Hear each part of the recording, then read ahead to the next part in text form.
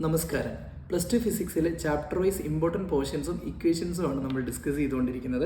ഇപ്പോൾ നമ്മൾ ഡിസ്കസ് ചെയ്യുന്നത് മൂവിങ് ചാർജസ് ആൻഡ് മാഗ്നറ്റിസം ചാപ്റ്ററാണ്. ഇത് അത്യാവശ്യം ഇമ്പോർട്ടൻ്റ് ആയിട്ടുള്ളൊരു ചാപ്റ്ററാണ്. ഇതിൻ്റെ ന്യൂമറിക്കൽസ് ആണ് കൂടുതൽ നിങ്ങൾ എക്സ്പെക്റ്റ് ചെയ്യേണ്ടത്. ഇവിടെ നിങ്ങൾ ചെയ്യുന്ന സമയത്ത് ആദ്യം തന്നെ Biot Savart law and its applications പഠിക്കാം.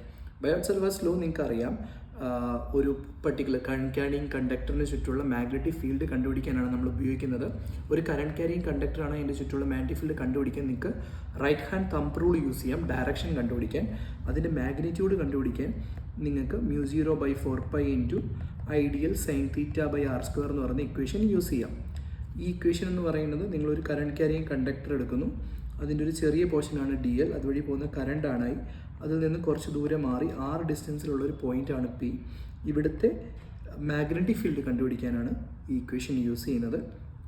ഇതിൻ്റെ ആപ്ലിക്കേഷൻസ് ആയിട്ടാണ് ഒരു ലോങ് സ്ട്രെയിറ്റ് കണ്ടക്ടറിൻ്റെയും കറണ്ട് സർക്കുലർ ലൂപ്പിൻ്റെയും വാല്യൂസ് നിങ്ങൾ പഠിക്കുന്നത്. സോ ഇതിൽ ഡെറിവേഷൻസ് ഉണ്ട്, ഡെറിവേഷൻസ് നോക്കണം. ഡെറിവേഷൻസ് അറിയത്തില്ലെങ്കിൽ നിങ്ങൾ കമൻറ്റ് ചെയ്താൽ മതി. ഞാൻ ഓരോ ചാപ്റ്ററിൻ്റെ ഓരോ പോർഷനായിട്ട് വളരെ ചെറിയ രീതിയിൽ ഈസി ആയിട്ട് ഡെറിവേഷൻസ് എങ്ങനെ ചെയ്യാമെന്നുള്ള വീഡിയോ ചെയ്യാം.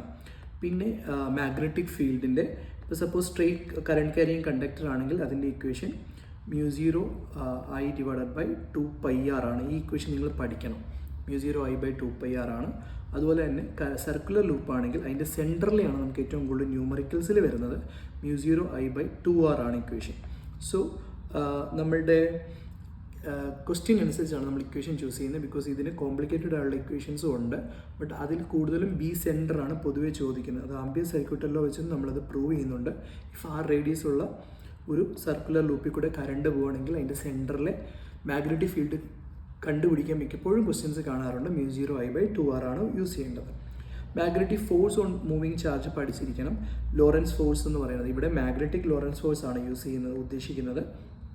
അത് തന്നെ QVB sin θ എന്ന് പറയുന്ന ഇക്വേഷൻ നിങ്ങൾ പഠിച്ചിരിക്കുക, അല്ലെങ്കിൽ Q × V×B. അതേസമയം അതൊരു കറണ്ട് ക്യാരിയിങ് കണ്ടക്ടർ ആണെങ്കിൽ ഇതേ ഫോഴ്സ് തന്നെ BIL sin θ എന്നാണ് മാറുന്നത്. ബിൽ sin θ എന്നൊക്കെ നമുക്ക് പറയാം.